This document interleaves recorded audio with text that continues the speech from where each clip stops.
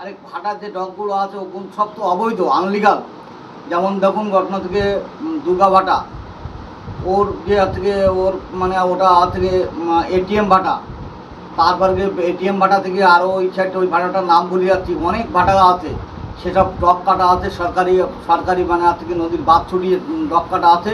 এবং এই ডক কাটায় ঘটনাতে সমস্ত অবৈধ পয়সা সব সব মানে হাতে যত কিছু অবৈধ পয়সা সব কিছু ভরণ পোষণ করে, সেটা আখের আলী এবং আখের আলীর স্ত্রী দুজনাই ভরণ পোষণ করে।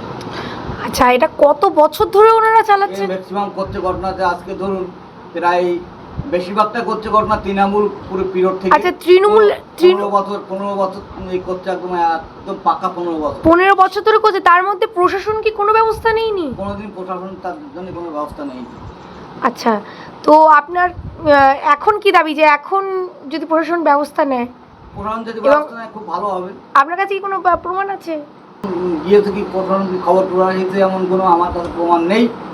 তবে ঘটনার থেকে মনে হচ্ছে প্রশাসনকে খবর দিলে আমার প্রশাসন অবশ্যই মনে হচ্ছে যেতে বাধ্য হবে। আচ্ছা, আখের আলী আর আখের আলীর স্ত্রী আত্মসাৎ করত? আখের আলীর স্ত্রী এটা আগল সব আত্মসাৎ করছে। এবং আখের আলীর স্ত্রী 10টা কেস আছে। আচ্ছা, 10টা ভুয়া কেস, 10টা কেস কি আছে মানে মানে সব চিটিং কেস, মানে থেকে টাকা তোলার চিটিং কেসে 10টা কেস কি আছে।